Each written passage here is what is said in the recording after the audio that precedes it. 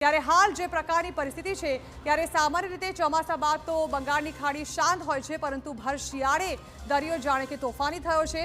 ત્યારે હાલ વાવાઝોડાની શક્યતાઓ તો નથી, પરંતુ આ મજબૂત સ્થિતિ આપણા દેશના અનેક રાજ્યોને ધમરોળી શકે છે। ભારેથી અતિભારે વરસાદની શક્યતાઓ છે, ત્યારે જુઓ આપણા ગુજરાત પર આ સિસ્ટમની શું થઈ શકે છે અસર।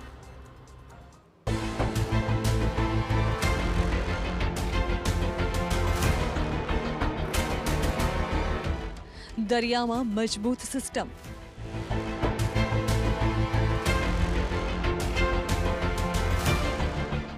ભારે વરસાદની છે આગાહી।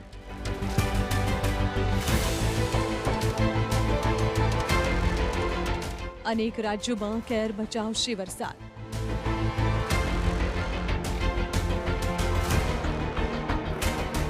પંચાવન કિલોમીટર પ્રતિ કલાકથી ફૂંકાશે પવન।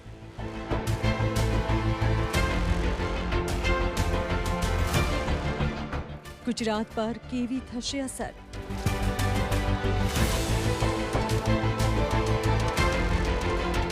ગુજરાતમાં માવઠાની છે શક્યતાઓ।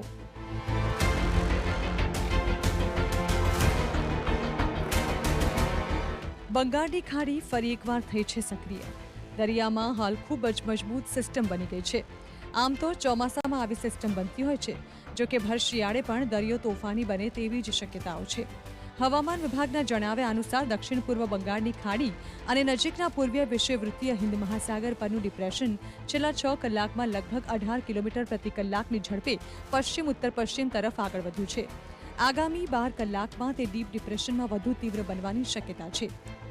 આ સિસ્ટમ પછી પશ્ચિમ ઉત્તર પશ્ચિમ તરફ આગળ વધશે અને દક્ષિણ પશ્ચિમ બંગાળની ખાડીને પાર કરશે, જેના કારણે તમિલનાડુ, પુડુચેરી અને કરાઈકલમાં ભારે વરસાદ થવાની સંભાવના છે।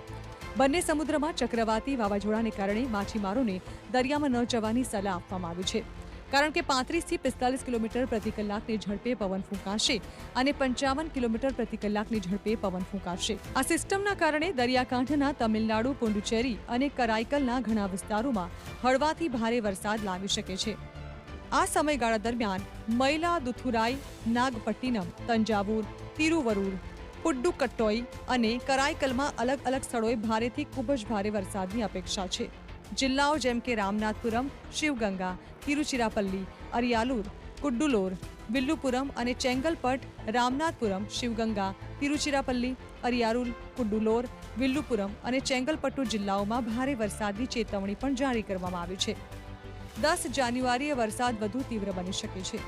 દરિયાકાંઠાના વિસ્તારો તેમજ આંતરિક જિલ્લાઓમાં વાવાઝોડા અને વીજળી પડવાની સંભાવના છે।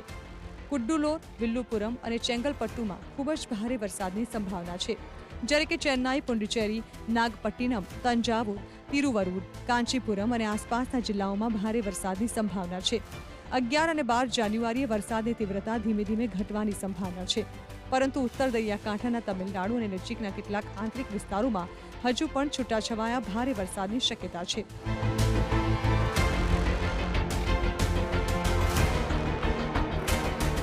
હવામાન વિભાગના જણાવ્યા અનુસાર બંગાળની ખાડી, શ્રીલંકાના દરિયાકાંઠા, મન્નારનો અખાત અને કોમોરિન ક્ષેત્રમાં 35 થી 45 કિલોમીટર પ્રતિ કલાકની ઝડપે પવન ફૂંકાશે, જે 55 કિલોમીટર પ્રતિ કલાક સુધી ફૂંકાશે।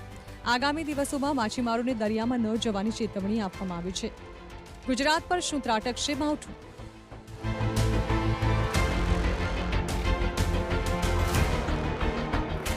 ગુજરાત સુધી આવશે વરસાદી સિસ્ટમ।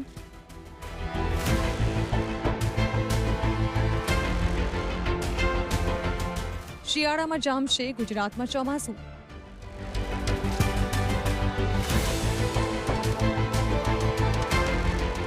રાજ્યમાં ઠંડી કેર બચાવી રહી છે। આ વચ્ચે જો વરસાદી સિસ્ટમ ગુજરાત તરફ આવશે તો ગુજરાતમાં વાતાવરણમાં આવી શકે છે પલટો।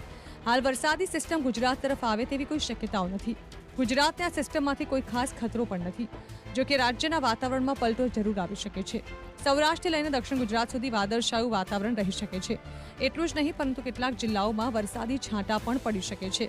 જો કે હજી સુધી હવામાન વિભાગે સત્તાવાર રીતે કોઈ જાહેરાત કરી નથી, પરંતુ એવી શક્યતાઓ છે કે આ સિસ્ટમથી દક્ષિણ ભારતના રાજ્યોમાં ભારેથી અતિભારે વરસાદ થઈ શકે છે, જો કે ગુજરાત પર કોઈ ખાસ અસરની શક્યતાઓ નથી।